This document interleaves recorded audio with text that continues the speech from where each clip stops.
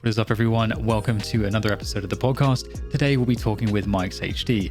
He is the current coach for Envy's VALORANT team, who just came off of a finals run over in Masters 3 Berlin. And I think it's fair to say it's the best the team has ever looked. Mike has been coaching them for the last 3 months, so we definitely talk about that experience. Of course, he's not the only change, though. The team has also put in Marved, as well as, most notably, Jet, their new Jet main, which is Yay, and he is looking truly like a star at the moment, perhaps maybe the best Jet in North America. So getting to work with all those pieces is definitely a great privilege for Mike as well. So we dive into team dynamics, his journey as a coach, and much more. All right, Mike, it is great to talk to you. Coach Mike's the official, unofficial, it's something. You're the coach of Envy's VALORANT team, and you guys had a phenomenal performance. So I think before I even let you get a word out, I think I have to, I feel compelled to congratulate you for an amazing performance for the team. Envy doing something that Envy has not been able to achieve previously in VALORANT. And this is the first time you're actually getting a full-on crack at actually coaching a team for more than like a couple months at the top level in VALORANT. So there's a lot of things going on. There's a lot to talk about. But, firstly, what does this result mean for you?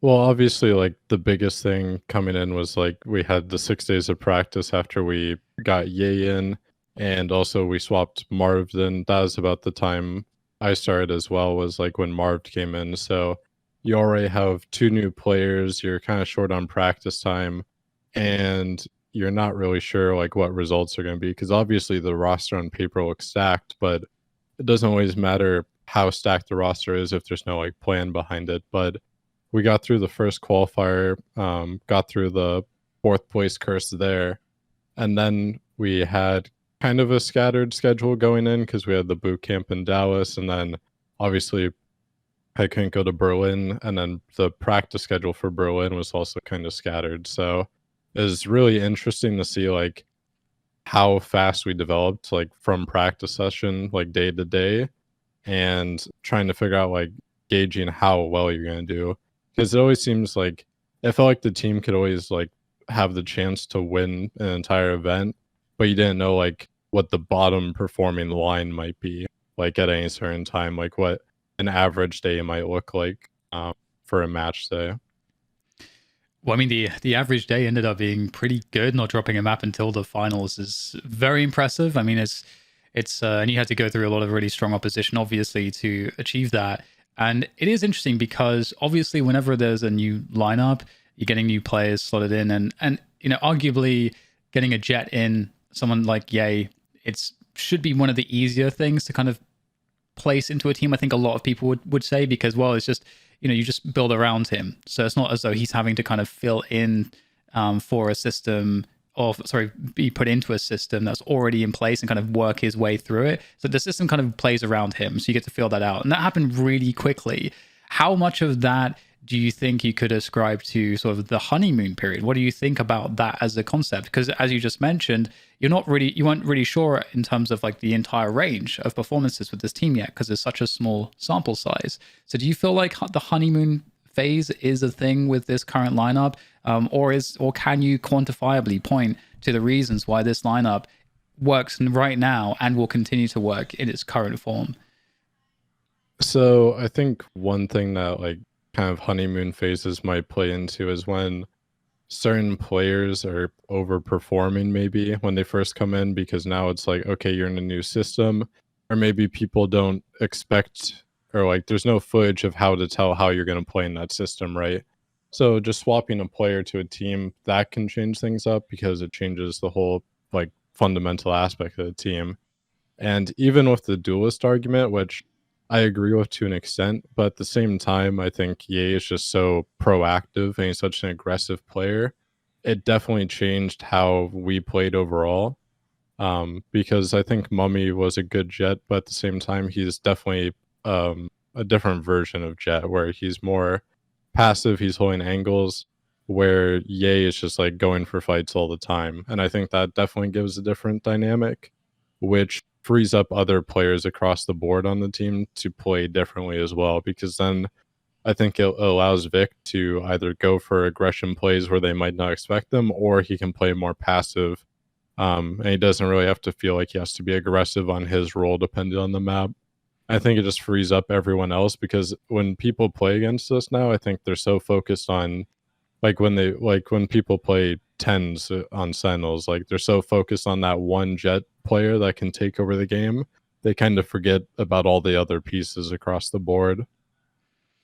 Yeah, that's a really interesting point. I mean, we heard that in a post-match interview where I forget who I'm forgetting who it was right now, but maybe it was 100 Thieves. Basically, 100 Thieves 100 against Thieves. CNED. Exactly. Just we just were wanting to avoid CNED. And it's actually funny because I wonder to what extent that statement's true, or whether it's just like a fun thing you can say in an interview. Because in reality, I feel like playing at the top level, at least in my experience, it actually kind of messes you up a little bit to be thrown so heavily off by considering just one player in a team. I feel like if that throws off your game plan so much, you're going to abandon like part of the map. You know, what's your take on that? Let's say like that idea of they have a super crazy star player that's on Jet, and we should talk about Jet for sure at some point in the podcast. But is that a reason to change the game plan alone? How does this idea work in Valorant? Maybe it's different in Valorant than other games. So I think it kind of plays into, like, I'm always under the philosophy that you can't be scared of any player that you're going against, no matter who it is, whether it's like CNED, TENS, Yape, Asna, like Nats. You can't be scared against anyone because you've already lost before you go in at that point. But at the same time, I think you have to realize, like, okay, this guy's having a really good game. We can't just do the same stuff that we're always going to do. Like, if we're tagging this guy with drone right off the bat, and he's just holding the angle with an op, even though he's tagged, like, it's very obvious that he's feeling it, and you're gonna have to do a lot more work to get him off angles, manipulate like what they're doing. And there's some times where you're gonna have to realize, like, maybe you hit his sight or something and just gets like a 4K on you, just dancing around the site, like whoever it is with whatever util, whatever gun. You have to realize, like, okay, is that something that's consistently going to happen and we can punish it, or is he just really feeling it, try to like to mix up what he's doing so he can't just farm us when we hit a site, or try to aggro him in any sort of way? Because I think some teams kind of go in two philosophies. They either go on one spectrum where it's like, okay, we just need to avoid this guy consistently because he's just Shane on us, and if we kill the rest of his team, no way he can like 1v4 retake on us. And the other philosophy is, let's just throw more bodies at the prom, because if we just fight him early and we kill him, they lose the round.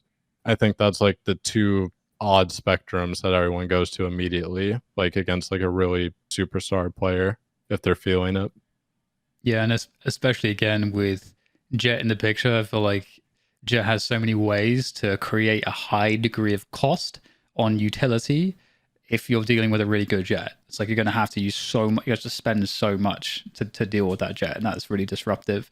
And it seems like some teams are not used to dealing with that. But I want to bring the conversation back actually a little bit, because you're a really new name in the professional space in terms of like just the tier one of a tactical FPS like Valorant. Like, you've been coaching for some time in CS:GO. You know, you had experience with, you know, NDL level stuff and you know, just around that, and then you came into Valorant. And from the beginning, of course, you know, we did Immortal Minds together when the game came out, and we you know, we talked a lot about the game. And to me, it was like, obviously, like, it was very clear you wanted to go down the path of coaching, but it's very difficult to get the opportunities. It's very difficult to get seen. It's very difficult to have impact as well, because there's a lot of variables outside of your control. So it seems like the journey you've taken is definitely not an easy journey, and I think it's an interesting one to talk about. So in terms of being a coach, and where you started, why you got into it, and what about it is so interesting for you, and kind of drives your passion behind it. Like, let's go to that starting point. What made you want to be a coach, and how has that journey been from you from the beginning until now? Yeah, so the first time I ever coached was just like CS:GO main.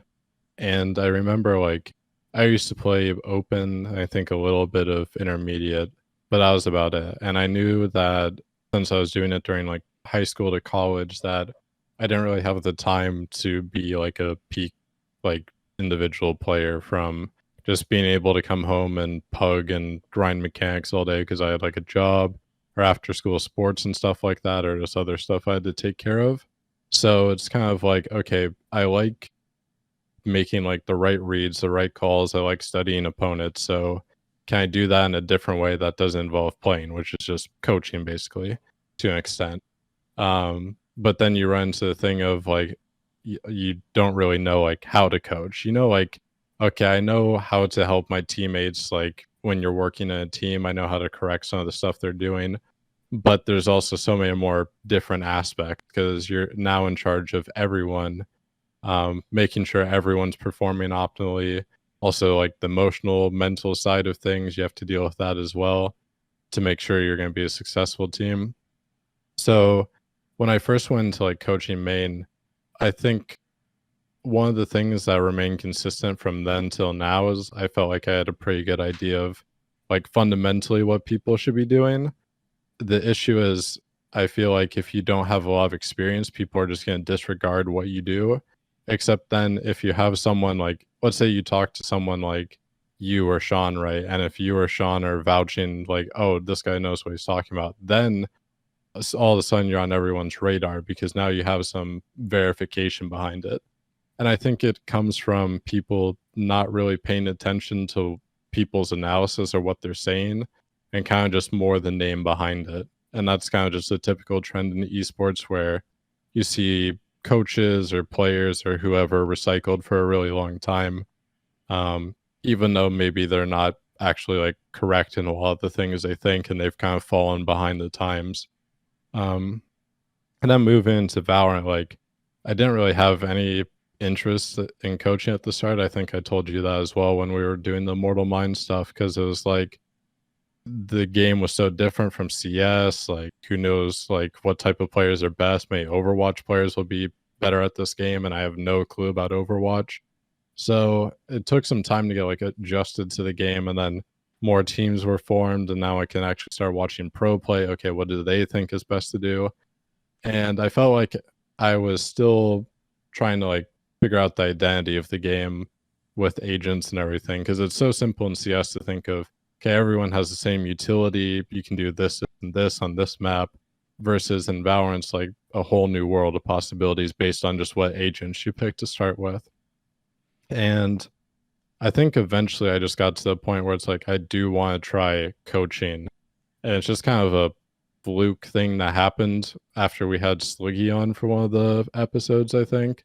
And he thought that I knew what I was talking about. And it was something, I think it was along the lines of like Artist was in his Twitch chat some days saying they were looking for a coach when Sliggy was like doing a co-stream, and then he recommended me because I was in there. Which it's kind of funny because I think I met you through just Twitch chat alone as well. So both of my esports like career paths have just come through Twitch chat, which is pretty fucking random at the end of the day.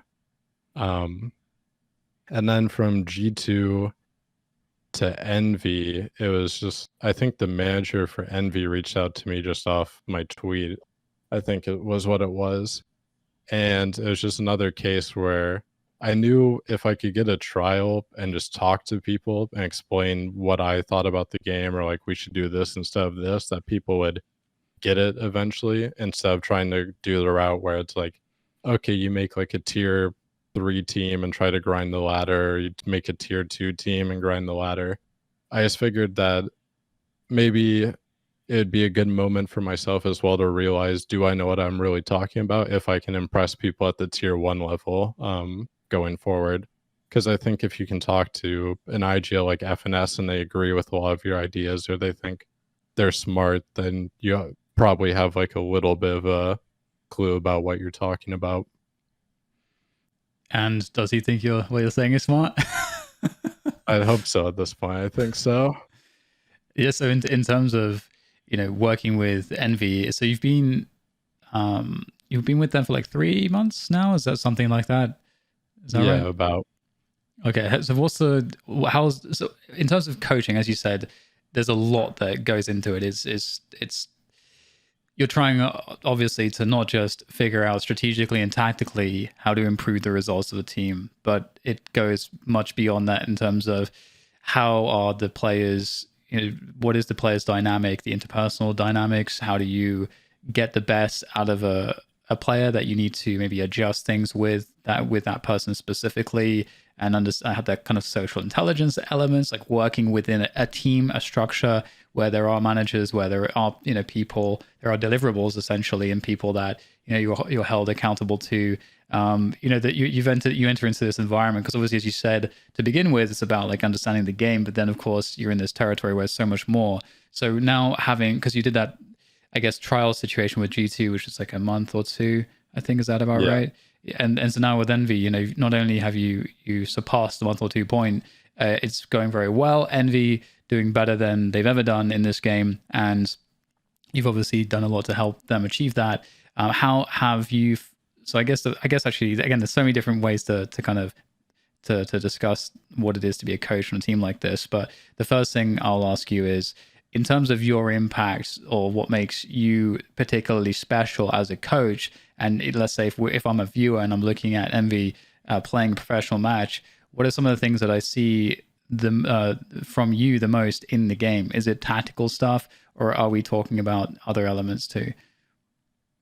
So I think at least with this team, it's been great because everyone comes with ideas at some point, where you don't feel like the coach in the IGL has to do like every single thing. People can talk and discuss like, okay, we need to change this and this up because this would be better, or this isn't working, or this is getting exploited, so we need to change something, which has been good because I think a lot of teams probably suffer from that, where it's like the coach and the IGL have to prepare everything, every piece of util, which is a lot harder in this game than CS2 because there's so many agents they have to worry about for util wise.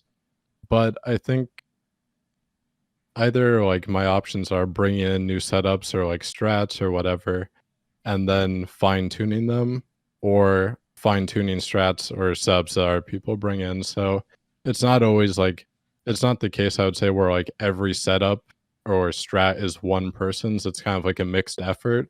It's just like who does like the initial effort and then who does the tuning after. So it's not like one person is doing like everything for the team, which I feel like happens a lot because people look at like the IGL or the coach and they just assign all of the like positives to one of them, for whatever team it may be, even though you don't really know like the structure of the team, because you have like a very good IGL and a very good coach, but maybe there's another player on the team that has like really good ideas for setups that you would never think about in that capacity. So that's just like one part of it tactically. And then I'm still trying to figure out, because like I think every team, you obviously deal with different types of personalities, different types of people, and obviously since we changed roster, still figuring out like what's the best way to like work with people and what capacity, like which players you want to be more hands-on with or want you to be more hands-on with them. I think that's the biggest thing. They have to be pretty like flexible with just in general with coaching, because there's some players that you can generally just leave them or have light discussions and they get things quick, or there's ones that want you to like work with them pretty frequently. I think that's like the other side of it, not even like before you get into sort of like the mental side of coaching. Yeah, I mean, in that sense, what have been some of the biggest lessons so far for you? Because I assume again that you're encountering a lot of new things all the time. So have there been any bigger lessons for you on this journey that you've learned that have been impactful for you? I think one of the things would be, I think some people, like both players and coaches, get pretty like obsessed with how practice is going. And I think one thing that I tried to do more and more is have like goals. So even if you do like lose the scrim, because obviously like no one wants to lose, right? Even if it's a practice. But for me, it's like if you're practicing, you should be trying to practice something instead of just playing. So coming in with goals or setups or strats to try, or just using, even if you're just coming into a scrim to try like this one piece or two pieces of util out to make sure, okay, this is actually working in the sense that we think it is better than just like playing to play. Because you always want to be improving and moving forward. Whereas if you're not trying any of that stuff, you're just kind of like stagnant and you're not doing anything to better yourself.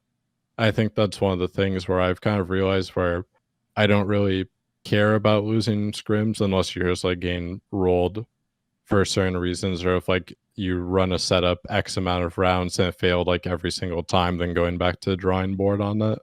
But it's kind of like just setting little goals like that, stuff to improve on so you actually make progress every day rather than just kind of showing up, you play, and nothing was really like achieved that much or nothing was talked about. Because even if you have like one conversation over something minimal, just like, oh, okay, on this site setup, we need to put this guy in this spot and this guy in this spot, and it'll fix this. That's a success for me, even if the scrim wasn't a win, because it's like at that point, you've actually changed and improved something, which will work better in the future. So, you're talking about, of course, helping to coach the team to greater successes.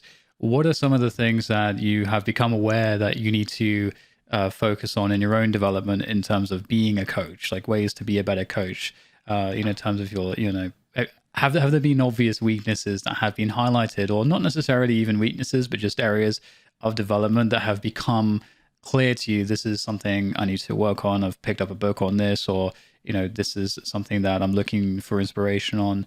What areas are you trying to grow yourself as a coach? Yeah, so there's certain things I feel like that I let slide, whether it's like a play that someone might be doing and I just kind of like count as a one-off, but I should probably be more vocal about it, and just being kind of more vocal in general about my ideas, or like if someone's doing something that I don't agree with, like just having the conversation with them instead of kind of writing it off, I think is one thing, because I think I'm just generally like a quiet person for the most part, so it's kind of something that I'm trying to grow into, to since like as the coach you're supposed to be more of a leader, so that's definitely something to work on. And then obviously like we've talked about like Jared Tendler's stuff, which I'm reading his newest book for more of the mental side of stuff, because obviously I'm just a younger guy, only at 22, so I don't know all of the answers to like, okay, this is how like you need to deal with someone if they're tilting, or best way to deal with someone if this is the way they're feeling about something, which it's a pretty hard area to get into, I would say, especially in esports, because it's not like the NFL or NBA or other professional scenes where people have like tons of mental staff, or maybe they have like a psychiatrist or a therapist on staff. You kind of have to be the guy that wears all the hats. So I'm trying to figure out like how I can wear those hats better instead of just being like, yeah, I'm just a tactical coach. That's what I do. If you want like mental support or any sort of things like that, you just have to go somewhere else, which I feel like is kind of a common trend in esports. Yeah, it's an interesting one. I think, one thing you noted there, which I think is really true, is and particularly poignant for me, and hopefully it changes, is that there isn't really a standard that exists for what to expect for a player in a team. That everything is structured differently. Roles and responsibilities are different in all esports teams. They all kind of operate like startups in that sense, where, with a startup, it's often going to be the case of, as you say, like you're going to have to wear a bunch of different hats. And for every team, it's going to be a little bit different depending on who you have and the strengths and weaknesses that exist.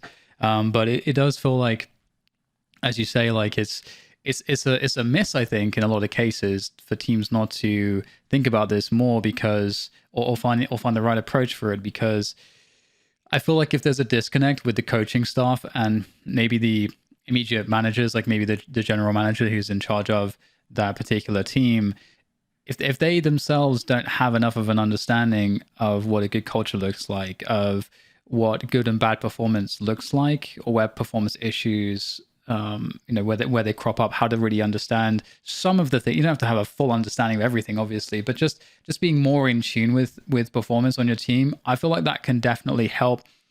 I think make it so that you don't have to have maybe some of the roster cuts that would end up inevitably happening, as you say, with situations where it's like, well, we're not really going to take care of you in this way, or not having someone on board who understands how to deal with someone who, I mean, let's take Alicia as an example. At least having an example with Tilt, like this is something that some players will have like huge issues with this, and some players will be less able to fix this themselves. But with the right assistance, they're going to be incredible players. And if the assistance comes at the right time, then they won't end up being toxic or creating resentment within the team because of their behavior, and they themselves won't sink into a desperate place or a slump. You can kind of head these things off a little bit earlier, and if you're able to spot the signs early enough, you can have this preventative impact where you can get the most out of your players. Which obviously, that's just, I think it's, for any team, the dream is to have the same lineup for a long time, because you get to build the brands, you get to build the loyalty,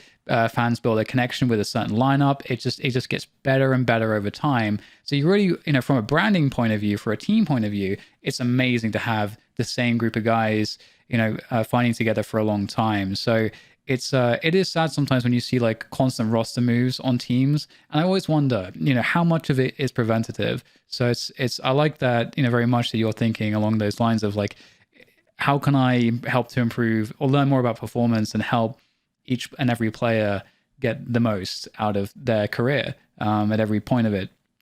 So, with that said, have there been anything so far in Tenler's book that have been interesting to you as a coach? Because I just preface this for the listeners, that his book is really about, he is of course a coach, a performance coach, but for sport in the realm of sports psychology. But the readers are, the assumption is that you're the performer effectively in that book, that you're the person that wants the coaching, but you're not going to pay someone to do it for you, and you want to invest in that system.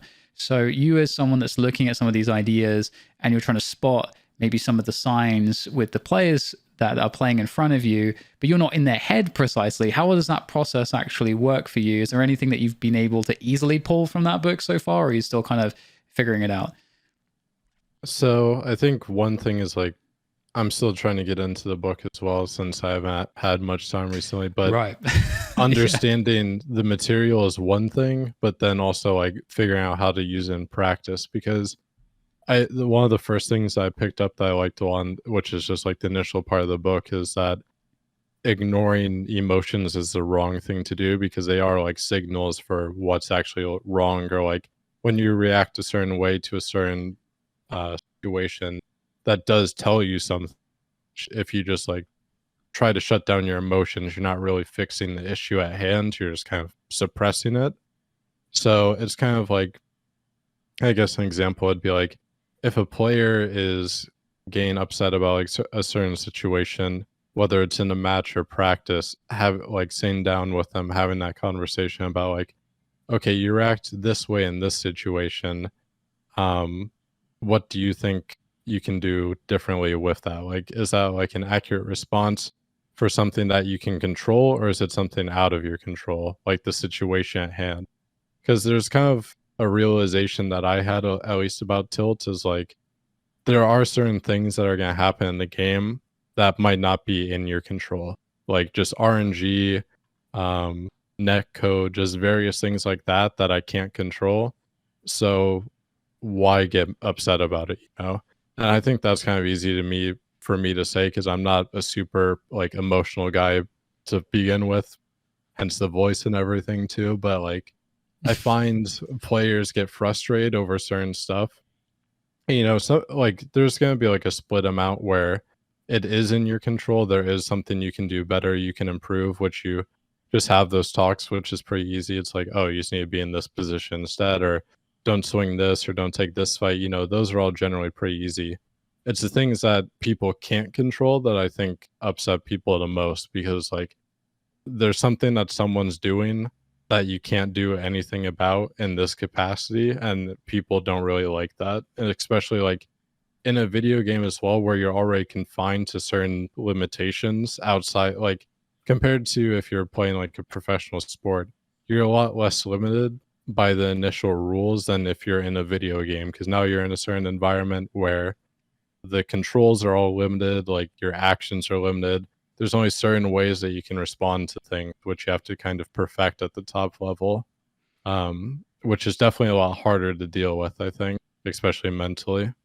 Yeah, I love that point, because I think one way to define that is like the illusion of control, especially as a professional player. I think it's very easy and I think natural to a large extent to fall into a place where you expect that you can control everything because everything is a part of your performance and you train really hard every time you take a fight or a duel or something like that. You have an expectation behind why behind that peak because you're a professional player. You've worked out for for whatever reason that you're making that peak because it's part of the game plan, because it's part of an opportunity that you've seen, or for whatever reason. But as you say, like there are things that we can't control, and it's interesting seeing some of the reasons behind why people might get upset and like actually going that far, because we often don't. It's just like, oh, you shouldn't get upset, or like, oh, it's like you say, it's not just about recognizing that it's something might be outside of your control, but it's understanding firstly, like, okay, we need to understand that fact. So we've got to reset ourselves a little bit insofar as,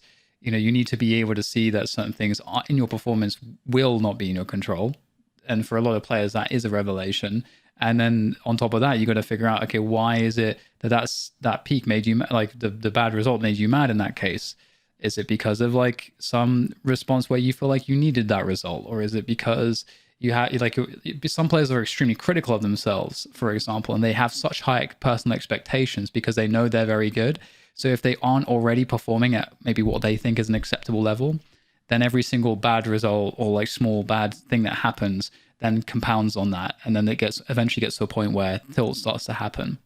I actually had a conversation with Ye. He actually reached out to me because he listens to the podcast, and he basically just said, like, there's a lot of stuff that you have like talked about, and it's mostly in like the sports psychology realm that's impactful, and he was asking me about how can I be more consistent, and I'm like, I feel like you're one of the most consistent players in the game already. Yeah, I'm like, the fact that you're coming to me to ask me that really tells me you're leaving no stone unturned.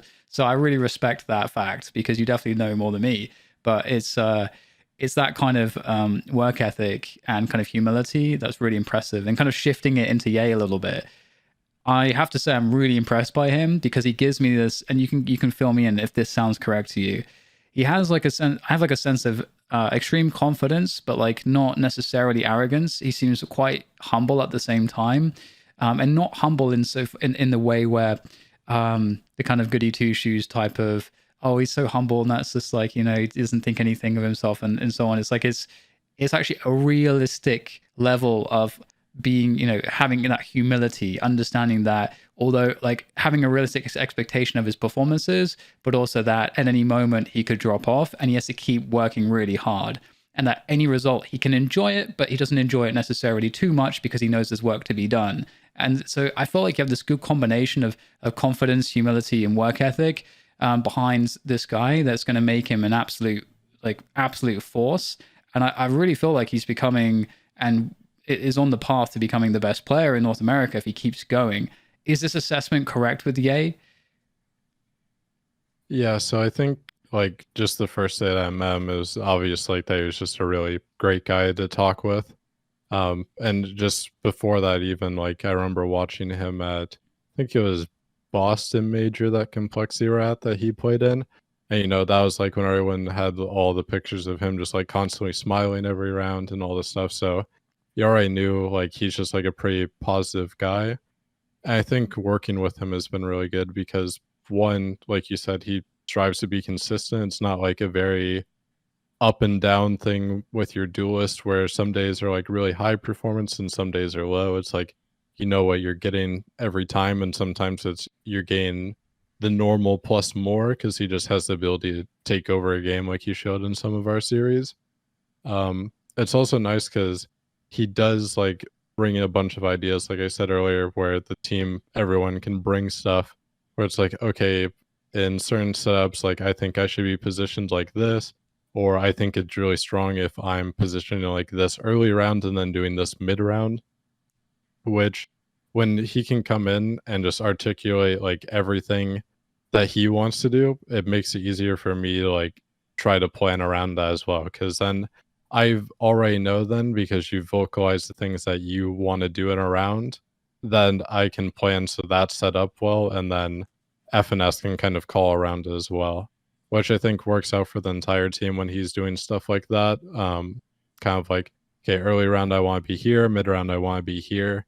It's not just like random, which I really like when you have kind of a star player that's all very thought out and it's not just kind of spur of the moment. Because there's going to be moments where it's like he sees a timing or something like that, and maybe he has jet knives and just gets 3K in the site, and just kills everyone. And it's just one of those rounds like, well, what can you do? You just went to the site and aim diffed everyone. But I would say he's such a like methodical person when he thinks about just even the most basic stuff like taking angles, positioning, stuff like that.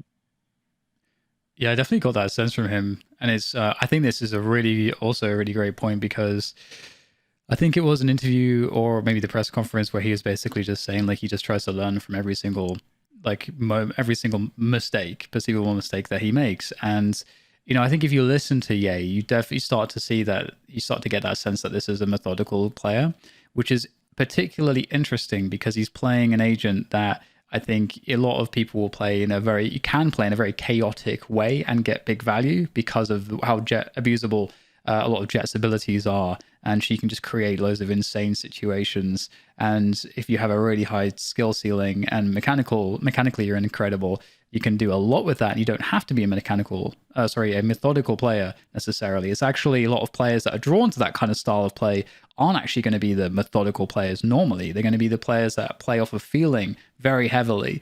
And so to have that kind of mixture that seemingly, he seems to strike that balance is really cool.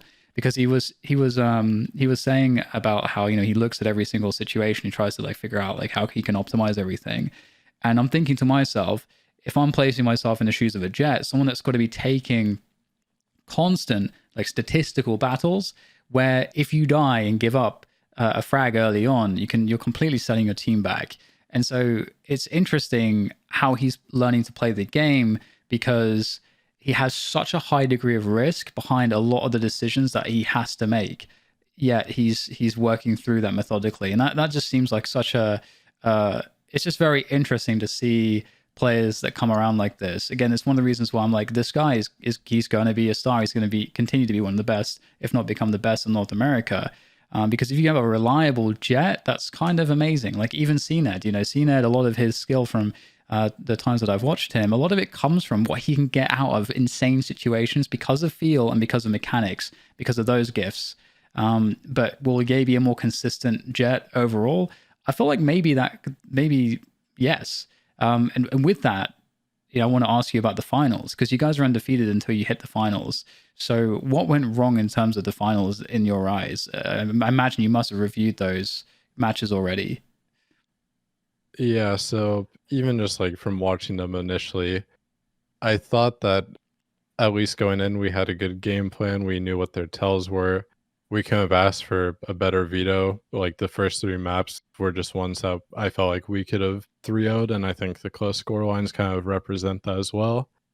The one thing about Gambit that's remained the same since I worked with G2 was just like in practice, they were just perfection. It wasn't like people are like doing dumb things. It was like every call they made, every read they made was just like perfect. And one of the other things I always remembered was like Chronicle and scrims would pop off. And, like in matches for the entire tournament, like he did his job plus more, and he would have like 3 or 4K rounds kind of save them. But for the most parts, it was like Nats and Defo popping off. And then in that final, he just was going like nuclear. I think he top fragged like every map. He went like plus 28 or something for the series. And he was like their best player by far. Like Nats didn't have to do anything. Defo didn't have to do anything. I think a little bit of it was just individually we were kind of like not on, which is bound to happen, I think, sometimes, especially with how well we were playing up until that point, especially against like 100 Thieves and Sentinels. We were playing extremely well. Everyone was. And just the finals day was just a little bit off. I also think that on Bind especially, I remember the Gambit coach called a timeout for, I think, the first set of O2s or the second maybe. And the thing they were doing on Bind Attack was they would play the super slow default for the first 50 seconds of the round, right? So they're just holding, and then they let Defo and Shados just like work either showers or be long control. So you knew what the default was like every time. We knew what they were doing. But then they switched to OT and they called the timeout, and they immediately just changed the pace. So they, instead of doing this long excruciating default, they just fasted B like 2 times in a row, which I thought that was a really good call from, I don't know if it was their IGL or their coach that called that, but I thought that was a good change. Which it's easy for me, like, since I wasn't there, to like be watching everything at home and having the information be like, oh, if I were there to call attack to counter this, like, we could definitely win it. But it's just one of those things that you don't know if you're not there without the pressure and everything, because maybe I don't have the best idea like in OT to counter that. And then Haven was a situation where we knew that there wasn't much film on them, and the 2 times they played it before, they just picked like random comps. Like they have the Brimstone, they're playing Reyna, they're just walking down mid a bunch.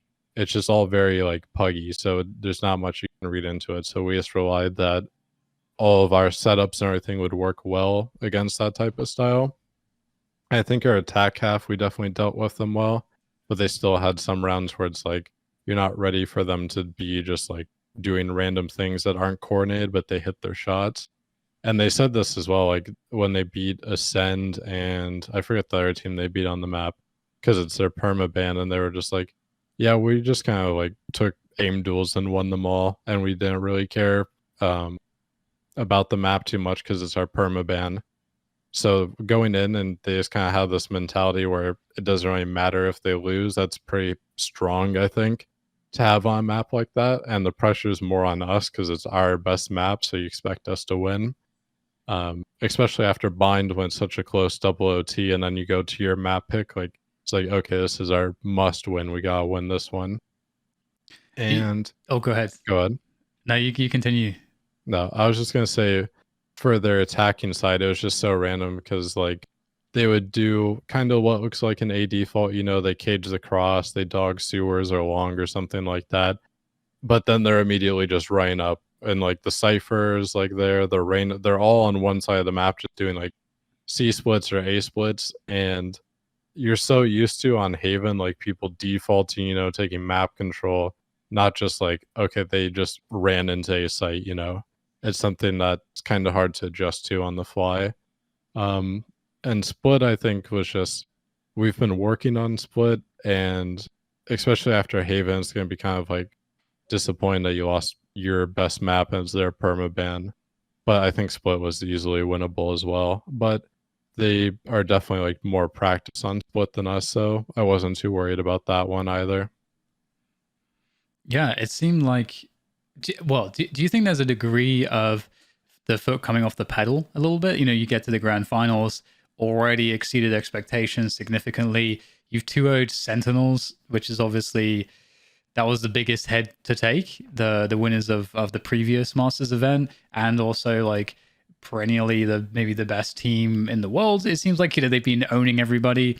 And then you also beat 100 Thieves. Again, like NA is, up until this point, has been considered the strongest region. So you've already proven like domestically, like, okay, we're at this tournament, we're the best, and we can prove it on LAN, on the stage. So that's huge heads to take, and you're in the finals against Gambit. Do you think there's a degree of the team had already by far overachieved what it expected, which was to make it into the playoffs, to make, you know, maybe even to make it into the semis? Is there any of that going on, or do you think it's just that it was just an off day for some other reasons? Some players weren't hitting the shots as they maybe would have liked to, plus Gambit being quite kind of awkward to deal with for some of the reasons you mentioned, or like, can you pin it to like one thing? I do think it was more of an off day because we still wanted to win the entire thing, even though we qualified for champs. We still wanted to take home the trophy, where maybe Gambit, I'm not sure if they kind of felt like, okay, we made champions, we don't have any pressure on us at this point, we can just kind of play, and whatever happens, happens. I think we definitely went into that finals like wanting to win no matter what. So I think it definitely was partly an off day, but maybe also that Gambit weren't feeling the pressure that they normally have compared to like maybe the 100 Thieves game that they had where they kind of choked it out. Because it definitely felt like they played, like watching back the 100 Thieves game and then the Gambit game, that they played with much more like confidence and a little bit more like relaxed individually against us than they were against them. There wasn't many like areas where people are like, in a 1v2 or a 2v2 and someone just does something like really random because they're like nervous that if they don't do X play, they're going to lose the round. They felt just kind of like pretty chill the entire time. So I think it was just more of an off day for us than anything if we were to play that series again. Because it felt like, at least for me, watching it, all the plays and all the reads that we had on them were correct. I think FNS was calling around it really well. So I don't think it was a thing that we have to look into too much since the strategy was there. Yeah, fair enough. I mean, it's an incredible result, and the team has the experience together now with those 5 players, hitting the grand finals. And I feel like there's so much momentum with it. I mean, of course, there's so much momentum with the team right now, and so I can't wait to see, what all of the following matches, and maybe seeing sort of how maybe some of the scales may have tipped towards Envy as maybe a more dominant team. I mean, obviously Envy has already been pretty dominant, but just actually, hey, is Sentinels going to fall off now? Is it Envy that's going to kind of pick up on that kind of throne, kind of NA throne? Lots of questions to be answered there, but that's kind of how it feels like it's going at the moment after this result. I want to see what Sentinels can do to kind of bring themselves back. Do you think, speaking of Sentinels, that they are, this was bound to happen, that they are missing something that they need? Is it just one bad tournament, or is this a symptom of a bad symptom of more? Also, rather I should say, excuse me, is this a bad symptom of a system that up until now has been working, maybe an extended honeymoon period with TENS coming in, and now they're going to start to struggle? Are you seeing any signs for Sentinels in the long term that they're going to start to suffer? Do they need something else, or is it just one bad tournament for them? So I think for Sentinels, it's just kind of a case of things worked for them for so long, so why change it? Like, there were so many maps where even if it was at the bottom of their pool, they would just straight up beat teams that should be really good on that map. And just watching them, like watching their VODs back strategically, it didn't feel like they ever really changed much like that often. And things were kind of readable now since you've seen so many times. And I think the hard thing of against Sentinels is not that they are a team that the defaults or setups or anything. It's that even if you know what they're doing, they're going to outposition you, outplay you, outreact you. So that's kind of the like one of the things to focus on more, because it's like you may be able to try to punish like their default on a certain map because like, okay, they do this default, this default, this default. If they do like X utility or X persons here, then this is the default. It's pretty hard to punish it because all those players are so smart, and Shaz's calling is pretty good around it too, where they can react to certain situations in like the best possible manner. I think going forward, though, they'll definitely be changing up that more, like those defaults, those setups, maybe like what roles people are on to, like just agents generally, which I think is a scary thing, because if you now have to worry about them outplaying you and they have new looks for a bunch of maps, I think that'll be the scary part when they come back. Yeah, they're definitely a very scary team. It's interesting too because, again, the game's going to keep changing and changing. I think that's what has been interesting so far, is that there is this degree that Sentinels have been, as you said, they've got all these great tools to be a team that's great at adaptation. Doesn't matter what the meta is. Like, these guys are fundamentally going to play really well together in Valorant. But I feel like, over time, as teams get better at adjusting to metas overall, I do wonder if that skill will start to, if that's one of the special qualities of Sentinels, if that's something that will mean less later on. And if, as you say, there is going to need to be, closer looks at some of the more fundamental aspects at how they play the game. Time will tell. With that said, I'm curious about your thoughts on 100 Thieves as well. 100 Thieves, they obviously ran pretty deep into the tournament, and you guys managed to beat them in the semis. What do you make of 100 Thieves right now, and the roster that they have and their performances? Did they overachieve at the Berlin Masters event? Can they do more? How do you feel about this team? So I have a lot of respect for, I don't know, like who majorly comes up with like Well, they're different like setups or execs or whatever because they have Steel, they have Nitro, they have their coach Frost, they have like 3 or 4 different analysts that they can have come up with stuff too. So just to credit the whole team, but I always thought they had cool ideas. I mean, they're about the only team that made KO work well. I think the thing is though that going into our match at least, I was kind of surprised with the veto because we picked Haven because we won the coin flip, so we were better seed.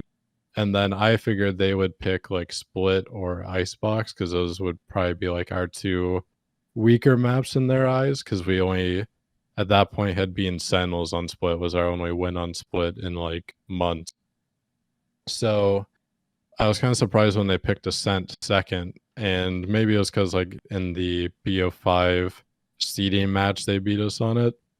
But I just felt like it was kind of weird to throw Ascent in there for the second map, but maybe they felt like they had a good read on us from all of our VODs because we play Ascent quite a bit and we played it in the event. So that could have been part of it. But I felt like, so they changed Steel from KO to Killjoy on Haven Ascent and they changed Nitro from Omen to Astra. But it was kind of weird because I saw like a few teams did this thing this event where they had different comps going into playoffs. Like Sentinels changed their comp on Split versus us, and I'm not sure like if people are doing it matchup wise or if they're doing it to throw like a wild card in. But the one thing I don't really like about changing comps frequently is that it makes people less comfortable on that comp because when you play the same comp for a certain amount of time, you know, like all the reactions you can do with it. Everyone's comfortable on the agents. You know how people should work together, like synergize. Whereas if you're trying to prep for like 2 or 3 comps, even if you're changing like Omen to Astra, it's a pretty like decent change to make like how you're going to play fundamentally on both sides. And I feel like splitting practice time and preparation time on that is pretty hard to do right before an event versus like maybe you play a certain comp in the qualifier and then when you get to the event you play like a new comp. But I don't know, it felt kind of weird that they switched up in that manner because I felt like their KO stuff was more annoying to deal with because it's something that you never play against. Like you never play against a KO in Haven or Ascent. And I felt like that was more annoying to deal with than the subs that they brought for our matchup at least. Yeah, I think many people have said it. The value of just like nobody plays this. It's like a boaster on the broadcast said, we didn't see valuable practice. We didn't see practice as valuable with them because they play KO, and we're never going to run into people that play KO. So why practice against it? Which I think is quite funny. I would think that you'd want to practice against it in case people start doing that, but I guess I mean, no one is except 100 Thieves, as you said. So it's a really interesting dynamic. I mean, I can't wait to see how this game progresses. I mean, it's such a novel dynamic for a tactical FPS game that we don't see in other games. Whereas like, oh, we have these agents coming in, then there's going to be a bunch that once we have like, if it just continues that we keep getting a bunch every year, we're going to have a lot at a certain point, and there's going to be a lot that will become underused, and teams that will kind of have an identity around specializing around some of those more underused agents, and maybe we get pick bans, and that is going to be super interesting. So yeah, kind of interesting just to see how other teams perceive that in terms of practice as well. But how do you feel about 100 Thieves with their current roster? If they do they need to change anything in your eyes? I think the roster they have is just fine as it is. I think like everything they need to work on is just the main thing I would say is, at least in our match, it felt like when they switched back to the Killjoy, because Steel is a surprisingly like aggressive player even on the Sentinels. I think that's one thing that helped them a lot when he was playing KO was when they hit sites on attack.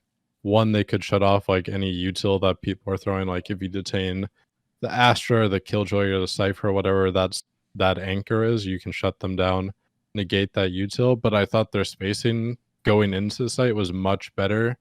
Because obviously you want like your Sentinel player alive, right? Because they might have equipment up on the flanks, or they might be trying to do like a lurk play or something like that, where when they do play the Killjoy or Cypher, it feels like as soon as it's just on an island going into the site. Whereas when Steel was going in with KO, it felt like their attacking subs and like execs were really strong because the spacing was really good. So that's one thing I'll be interested to see going forward, because they do kind of have like Steel's like their second most aggressive player, I would say, because they have a system where Ethan's setting up Asuna, so he's throwing util for him. Hiko's throwing util on the exec, and then Nitro's throwing util on the exec as Astra. So you're already kind of limited on who can actually enter the site. And then if you have Steel like that is part of your post-plant plans, like, oh, he's going to lurk up Cat on Ascent, or he's going to try to find a timing on someone rotating through mid, you know, that also takes like parts out of your exec and ruins your spacing. So it's kind of like an interesting dynamic to solve that way on like your passive and your aggressive players. But I mean, I think Ethan's been playing really well recently. Like the whole roster's been playing really well. And I think they have, for the most part, the roles figured out, I would say. It's just kind of like fine tuning their attack, I think, is the biggest thing. Yeah, definitely. It's a really fun team to watch as well. I think it's, again, I mentioned previously about how having like just a consistent roster means a lot in terms of just branding, if nothing else. And I mean, the history on that team, especially with all those players, like I know all of them, at least if not personally, through just a long history of competing professionally, and it's such a great team in the scene in that sense. So it's good to see that they've actually found success and things are working, because it did look pretty grim for a while. There's a bit touch and go, I think, for them. But then speaking of which, you know, going into last chance qualifiers is going to be extremely competitive.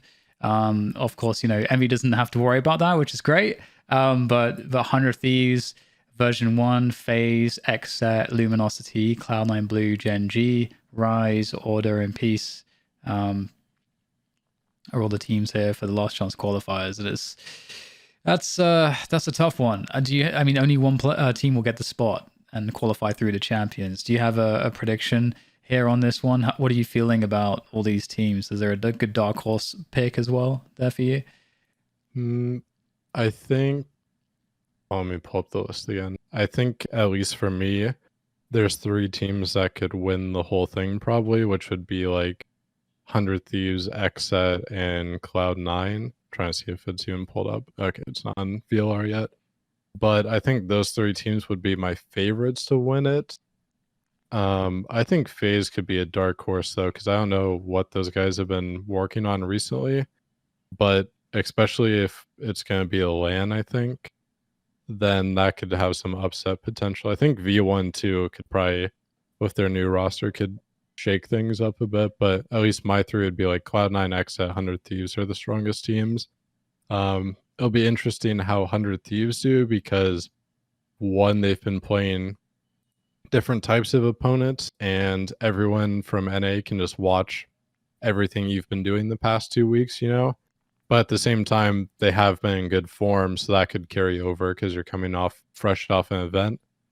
But then you have to factor in like traveling, that wears you down, time zone change coming back, and then trying to figure out how you're going to prep for all these teams now, because, you know, they've been scrimming and practicing amongst each other, where you've been playing teams from Korea, Japan, you know, CIS, Turkey, EU. There's just a very different play style you've been playing against, so you kind of have to like adjust your dish a bit coming back to the NA teams. The other thing I don't know if anyone's clarified this yet, but I'm praying that Fracture is in the map pool for the last chance qualifier, because that would suck for them if you come back and you have to play this event after like 2 weeks and then like a brand new map's in it. But I think Riot won't allow that, if I'd imagine. I guess we'll see. You never know. You never know. It's kind of crazy too. I just remembered actually that 100 Thieves, they almost didn't, because I was thinking, you know, they did such a good job, you know, all things considered. They managed semifinals. That's actually so huge. What a result to have. And then I remember the game against Ascend, where Ascend kind of threw that one away, unfortunately, on Breeze. I just remembered it was like we had this very long, very impressive comeback from 100 Thieves. You know, not taking any credit away from them. but it also just speaks to the level of competition. And I wanted to ask you also about, who impressed you the most out of these teams that aren't from North America at the Berlin Masters event, because we saw Vision Strikers for the first time on LAN, which is amazing. Ascend obviously has been incredibly good in EU, in EMEAs. We saw Gambit, so we saw so many amazing teams. Are we getting a kind of shift here in terms of the regions that are producing the best Valorant in the world? I definitely think it's a better look than Iceland was in terms of region performance, because I think this time at least like Korea looked even better than before. EU looked better, I would say more consistently than the last time. NA still looks pretty dominant, but I think the main thing is that I think it's hard for these lower regions, like at least for LATAM, Japan, to come in, and you play for 2 weeks, right, against all these different teams that are doing like X things better than you.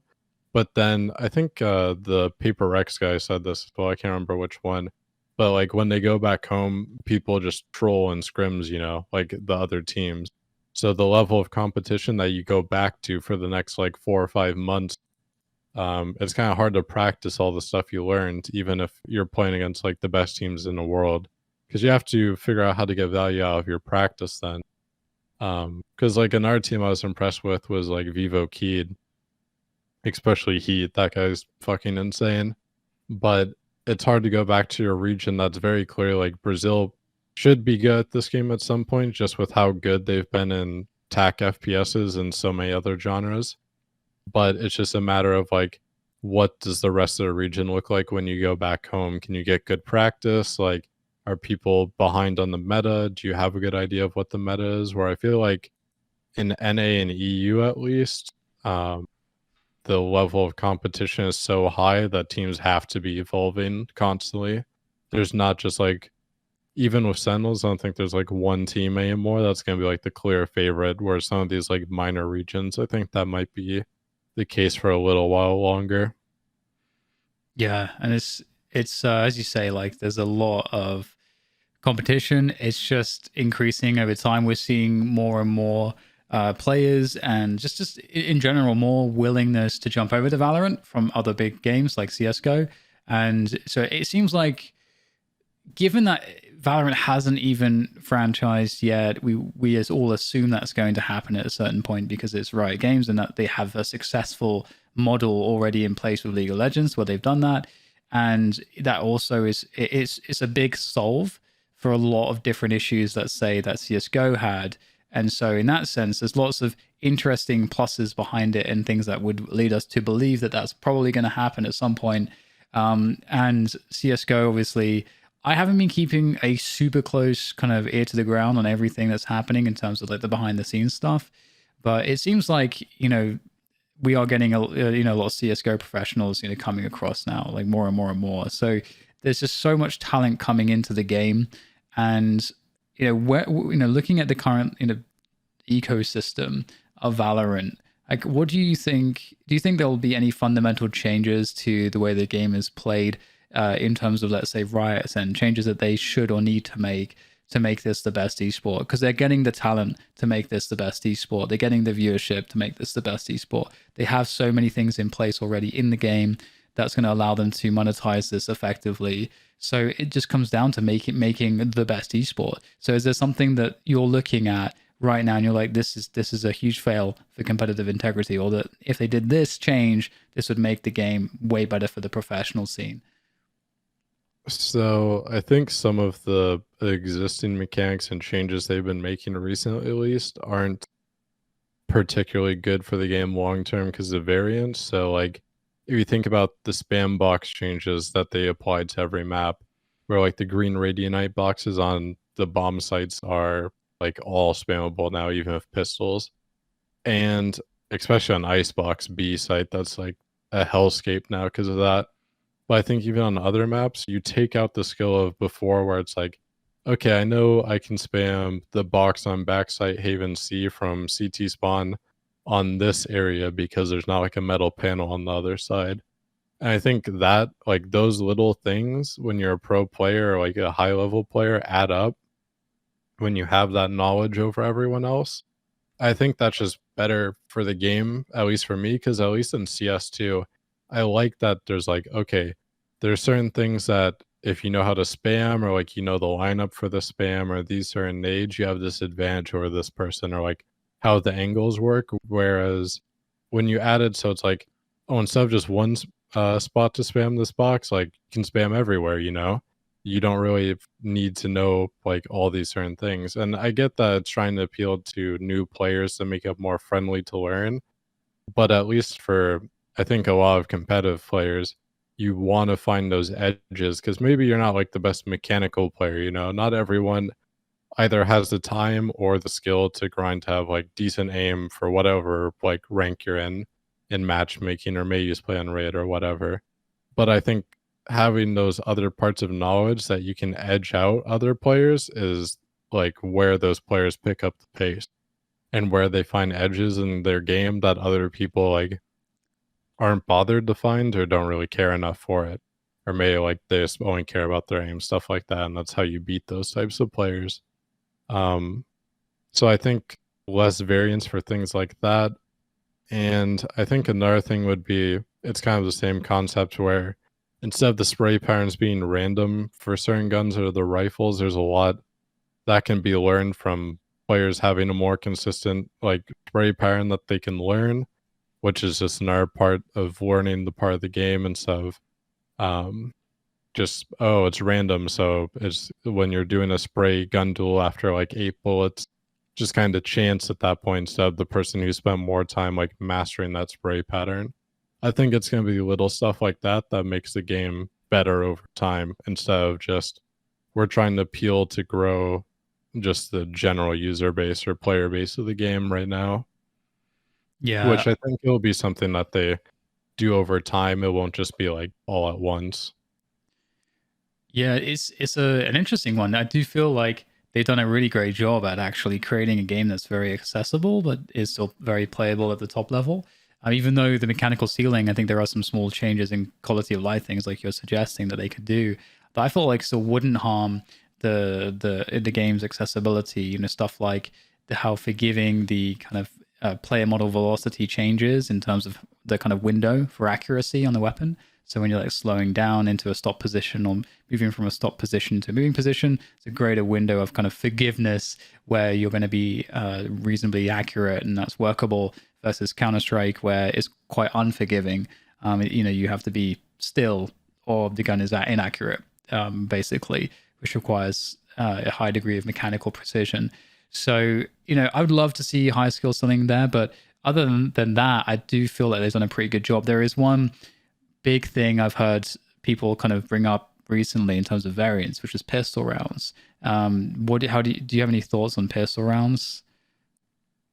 Yeah, so at least our philosophy recently, I don't want to say like our actually strategy behind it, but at least for pistol rounds, generally, like you have a limited set of util, but when you can base the rounds on like, okay, we have these abilities that refresh, right? Like in CS, you have to be very particular in what you want to do in a pistol round because like, okay, we have like 2 smokes and 3 flashes and a molly or something, and then maybe you drop like a Tech 9 or someone if it's like 4 years ago, right?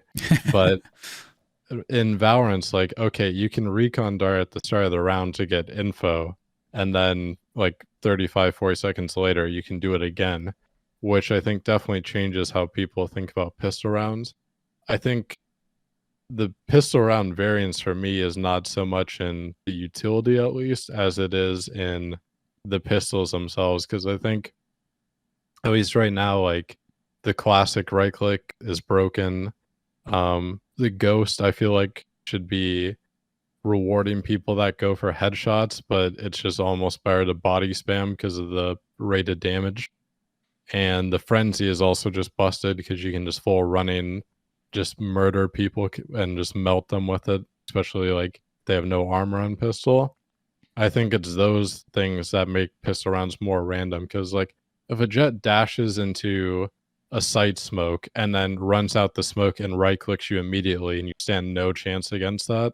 Like, there's nothing in like util or the strategy there. It's just you got right click. I think there's a lot of rounds where it's more so the pistol design, at least in my opinion, because it's like if you were to have a ghost, right? If it was like, let's just say it's like the CS:GO USP. So you could kill someone with body shots, but it's like 8 or 9 body shots to kill them versus like 4 in this game.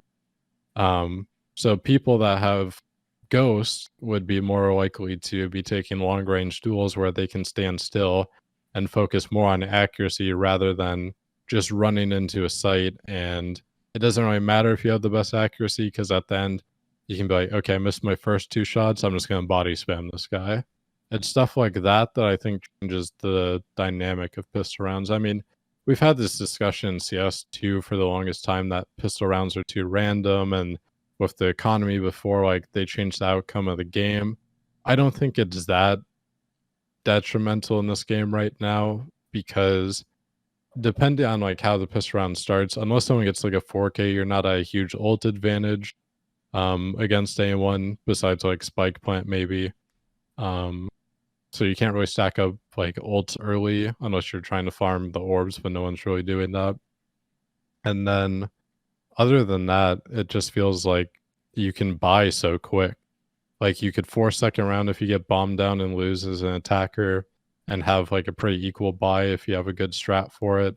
Third round, you can both or buy full rifle anyways and get you're against their bonus round. So I don't feel like the economy is that broken. I feel like it's just the pistol design, and I haven't liked the pistol design for a long time. But I think when you add stuff like the frenzy in its current state, the classic right click, it just adds a lot of randomness to it that you can't really account for when you're coming up with strats or anything like that. Yeah, I definitely feel like I definitely agree with everything you're saying, and I think it's interesting how the problem is different than in CS for sure. I definitely feel that like in CS, you do have ways to kind of mitigate the variance a little bit because MR15, you have more rounds to recover if things don't go well, for example. Although there is a big argument, at least I think it's funny actually, because there's a quick aside. I think like 2 or 3 years ago when they adjusted the economy so that effectively the pistol rounds weren't as impactful. It was like, okay, well now you could actually try going MR12. There's lots of reasons and arguments for doing that, but I think that debate's still raging on years later. No one's sort of taken the kind of lead on trying that out in their system. But I feel like in Valorant they have MR12. So again, it's a big improvement, especially on like broadcast times, and there's just so many reasons why MR12 is better in that way. It's not better for competitive integrity, but you could make the argument for competitive integrity. You do MR some like MR24 or something. I don't know. Like, just more rounds means, the better team has more chances to win. Okay, cool. Yeah. But that's obviously not 12-hour matches. Yeah. And if you're never doing a best of 5, if maybe, that could make sense in a best of 1 world, right? But we're not doing these crazy formats. We want to see a diverse map pool. So anyway, back to the main point. I feel like one of the reasons in CS why it also doesn't feel like pistol rounds, like why they feel more random, is because it's kind of like what you're saying with the classic. It's like a lot of the strategy and the tactics are removed in CS because you just don't have the ability to get loads of util. Whereas in this game, there's so much, like you get some util for free because of signatures, and then you have the ability to have like a character that like a Viper that can do a wall, which is like freaking 10 smokes, like it can cover such a huge amount of line of sight. So, and that costs nothing. So you get all of these like tactical like ways to make it to make a pistol tactical. But as you say, like the actual pistol design itself is kind of, unfortunately, I think making that look a lot worse than it could. I think pistols could be super tactical, or a lot more than they are now. So we'll see if that changes, or if there's a development on that. And I mean, another thing I wanted to ask you about as well, I know we're kind of maybe going a lot over time here, but is about the change to the ults, so that we're not seeing ults every 5 seconds. Do you think this was a positive change? What's your opinion on this? Sorry, what change about ults? So like the ults require more ultimate points now to charge. Oh, yeah. I think it's more of It's kind of weird because I feel like when they changed result from 7 to 8, they tried to balance like really good kits with bad ults almost, because I feel like Ray's ult's like shit right now compared to how well-rounded the rest of her kit is and how easy it is to get value out of it. And I think for Silva, it was kind of the case where it's like, just his entire kit's good. We need to up the cost on everything because it's so well-rounded and I think balanced because it's well-rounded, whereas some people think it's broken because it's well-rounded. But that's just one of the like semantic things. I don't really mind the ults that much because I feel like a lot of teams, I wish there's more statistics on this, but like don't prioritize like the ult orbs enough, or like they don't talk about, okay, on eco round we should set up this person to get most of the frags because we want their ult first, or gain like X person to plant in this scenario because you want them to get to their ult first for this next strat you want to run.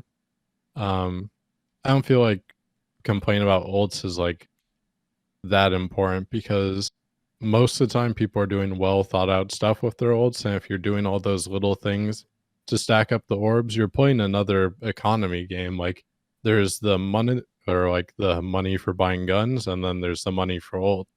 And I think it's kind of stupid to complain about like, oh, ults are broken when you may be a team that like sucks at the ult economy, because I think that's equally as important as having money to buy rifles and util, because it's just a whole nother component of the game that you have to think and run strategy around now. There are some ults though, like jet knives, I think, that are pretty broken that they could balance more, but that's a whole nother like hour-long topic at least. But I feel like, I don't know, I'm not that bothered by ults in this game compared to some people. Some people think they're random, or like the game would be better off without them, but you know, some rounds you're gonna get like used 4 ults on you and you just lose the round, and you just have to kind of like shake it off and be like, well, they used 4 ults, we used none. Not much we can do in that situation. We just have to reset and go into the next one. Whereas I think some people really hate that feeling of like it's like we talked about earlier, like it's something out of their control, because I feel like it's easier in this game like to think about outplaying certain utility because it's so easy to identify like what a Sova might be doing or what a Raze might be doing. But then you throw in an ult and it's a lot harder to just like outplay that without your own ultimate or like a bunch of utility, which I think is fine. That's pretty balanced to me. That if you're using an ultimate, it should be very hard for someone to escape it or find a way around it to make sure you don't get value. Yeah, it's an interesting one. It's like I think at the professional level as well, I think when you're looking at tournaments, I feel like if a team gets to the playoffs and they're getting massively owned on the ult economies because there's other things going very poorly there. Like it should be reasonably balanced if one team is not getting absolutely stomped, which is then of course one team is going to have more ults than the other. So it's, yeah, that management game is interesting. I remember on I did a show on the Nines and I was talking about this, and it was interesting that, you know, teams don't necessarily have the best protocols around the spend of the ults. Like, because what moment is it that you decide to maybe use that extra ult? Do you want to counter that Killjoy, like automatically counter the Killjoy lockdown with this overall? Like, is that the best value you're going to get in that moment? To how much does it change things statistically? Would that have been better purposed for the next round? You know, there's a lot of interesting arguments there. I don't think, as you say, we have good statistics on this, or that this has been studied really, the efficacy of ult for ult. Because you can, you know, we see people, whether they realize it or not, doing this at the start of a round where they'll be like, well, if I'm on Ascent and I use hot hands on let's say I'm a defender and I'm on B main and I use hot hands at the start to prevent the other team from instantly taking that angle, and I follow it up with like an ice orb or something to like really cement that. That's so cheap to do that. And so a lot of people realize that, it's really cheap to do that, and they're going to have to drone now. They're going to have to spend a lot more and maybe throw a flash in there. And they're going to have to also use a person to clear that now because they have to reconfirm what's going on there. Like there's that interesting dynamic. I think people don't necessarily think about that as almost this transactional thing that's happening where it's like, this is the amount of cost I'm putting in, and this is the cost that they're putting in. Who's got the better deal? But I hope that people start doing that more and more with alts in general, and have those conversations more, because I think it's really interesting. And I'm sure there's, we just have to look back. This will always be the best example. The Krieg in CSGO. It's in the game for years, completely broken and OP, and nobody understood. And the reason is because people just accepted that things are a certain way, and no one wanted to really think about challenging the status quo, even though something like that was in the game. So it's, even though the statistics, everyone who could see the statistics. I remember James used to be talking about it on broadcast, because he would always pull up the spreadsheets of like all of the numbers of all the weapons. And it's like, Krieg seems really good. We don't know why no one's using it though. It's like, whatever. I feel like that even exists in this game though. Like, there's so many people that I feel like buy Sheriff over Marshall on certain maps, and it's like, why? Like, the Marshall is just such a superior weapon on certain maps, even like almost all maps. I feel like in some areas, if you set yourself up right, it's 150 more, but you have the long range scope. It does one tap headshot any range. It does 100 like to the body. If they have no armor, it does like half their HP. They do have armor, so then someone with a pistol could just right click them probably and murder them. There's just so many things, and like the Scout was like that in CS2, where I felt like it was underused. The Judge is broken still. I remember people thought the classic right click was shit for a while, and now everyone's back to using it. People thought the Frenzy was bad. There's always going to be stuff that people don't use because it's like outside the status quo, and people always focus on like the most basic like comparisons ever. Like in CS is like AK or M4, and in this game it's like Phantom or Vandal, which to me it's kind of like preference, honestly. It's like, okay, well, but what about all the other guns that we can use to get more value out of our like worst buy rounds? Because I think like, I swear FNS is probably the only person I see consistently buy the Guardian, but like it works for like the price point that he buys that and the value he gets out of it, and the different like ways he can use it that people aren't used to, because no one buys the Guardian. Like how people don't buy the Bulldog either. There's just going to be guns like that I think people just like disregard. Even if like we talk about it all the time, like with the Stinger, I remember everyone thought that was just a shit gun, and then everyone was buying Stinger every round of the game. So, and the funny thing is, it's still really good. It's just a little bit more situational. But that's the point of a gun that is that cheap. It's supposed to be like that. Except the Marshall, which is the point you're making. So the Marshall has a very wide kind of situational usage. It's like very good in lots of spots. And there's like that overlap with the Sheriff, like you're saying, for a very small cost, but it does a lot more. So it's like, So I totally see what you're saying. It's interesting. Are you going to make a prediction that like the Marshall is going to be the next, like one of the next meta weapons? I think it's getting there. I know like I spent so long trying to convince people on our team to buy it. Like, especially on like Breeze or Icebox, right? Because like if you can set up at the start of the round, and like if all your players have good like headshot aim, it's like you basically just have like a mini op, or like a Sheriff with a scope on it, but actually like one taps them at any range. It's like, why wouldn't you want to just one tap someone that's like wide swinging Ivy on Icebox against and just ruin that guy off the bat, or like take a long range duel at A and make it really hard for someone to win this eco round. I mean, like Ye's like insane with the Marshall. Like he got that 1v4 on Haven and kills people with it all the time. But I don't know if it'll be the next meta weapon, because it's kind of like the Scout in CS, where it definitely takes more skill to use than like the Stinger did, I think, in its in its old state. So I don't think you'll see people use it as much, but I definitely think it needs to be like changed at some point. Yeah, I think you're totally right. Like the thing with the Scout was just that it was such a big, you have to train a lot with that specific weapon, because you don't have that movement speed with a scope with anything else. And I think that really throws people, the way that they aim. I think people you have to get good at that specific thing. So yeah, it'll be interesting. It's a good prediction. With that said, I think, we can start rounding things off here. What is next for you, Mike? Obviously, again, you guys crushed it. You got to the grand finals at Masters Berlin. Amazing performance for you. Again, it's kind of your debut with this team as well. You've only been with Envy for 3 months, but all that time has been spent working toward this goal. And now you're qualified for champions, which is towards the end of the year. So it's quite a lot of time actually until we get to champions. So, what's next for you? Is it just the grind? Yeah, I mean, definitely take a little bit of time off and then get back to it. I'll definitely have to, some things on my list are like look at Fracture, because I need to see what type of map that's like, if it's something we want to add to our pool, or like how we think we should play it. Definitely going to be like a little bit of time spent on that. We'll have to look at the last chance qualifier, see if all these teams that have been like sitting for the past like 2 months or so, what they've come up with. And then the other part will just be like, is there going to be a meta change anytime soon? Because I feel like after last gen's qualifier, there should truly be some sort of meta change. Because right now, Sky's broken, Jet needs some sort of adjustment. There's agents that aren't picked at all in the meta.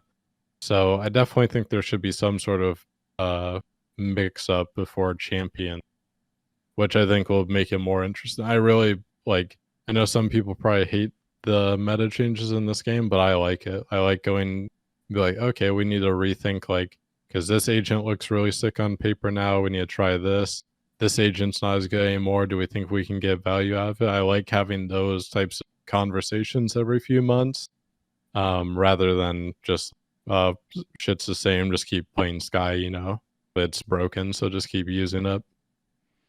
Yeah, and I think, there's a lot of coaches in the past that have gotten away on being able to kind of drill the fundamental stuff, and the innovations in CSGO, like they're there, but they are small and slow moving. Whereas this game, like you have to be that kind of person that it's not just that you're able to be the first mover on the new metas and the new ideas and new innovations, but you have to do that all the time. And that's pretty different to most games. Most games, I don't think ever get this. Like when a new agent comes in, when new maps come in, like in this game, and the fact that it's not just a new agent coming in, it's now there's a greater overall pool, and there's more synergies that are possible. Like the combinations increase like dramatically every time. The variables increase dramatically. That's one of the reasons why this game is going to be super interesting to watch at the top level. And I'm curious who will be the ones that sink, who will be the ones that swim. Players as well. Players have to be able to adapt. What happens when we go into a draft where you don't get to just play? Like, let's say you go into a draft and Jet gets banned. What then? Like, how many players are going to get wrecked, by that kind of a system? I mean, very quickly, is that something that you're also kind of excited for? Like, do you think this is going to be the way Valorant is played in the future? Yeah, I think drafts could definitely be interesting, but I feel like we're still quite a far ways off of, okay, you need like agents that can kind of like do the same thing as like whatever agent that you could ban. Because right now, at least, like there's not really any agent that can do what Jet can do to their level. There's not any agent that can really do what Astra does to her level. Same with, I think you can still make the argument with Sova, because I don't feel like Sky is the same level of information as Sova overall, even though her dog and her flashes definitely give a lot of information in her ult. But I feel like that will be kind of the case when you come up with more situations where like, okay, there's lots of viable agents and they can kind of roughly like do the same things, even though like the kits are going to be different. Obviously, it's not just going to be the same copy pasted stuff, but I think that'll be the biggest thing. And it'll definitely bring in a new breed of players, because there's already players that can play just whatever role with enough time and practice. It'll just be which players can do that consistently at a high level. Awesome. Well, with that said, Mike, I mean, I could keep asking you questions. I just did it. I didn't plan to ask you that. I was like, oh, we should talk about this too. But that'll be enough. I'll spare you any more questions for now. Thank you again for having a chat with me. Once again, congratulations on like an amazing performance. And it's really incredible to see how Envy have kind of turned things around with the addition of you, getting Marved in there. Like, it's been really phenomenal. So super excited to see what happens next with the team, and best of luck for champions, and for also like staying on top in the NA region. Yeah, and thanks for having me. I didn't think when I watched your podcast like 3 or 4 years ago that I would be on one at some point. So definitely appreciate it. Absolutely. And I'm sure we'll be doing a bunch more. All right. Cheers, Mike. Catch you on the next one. Yep. See ya.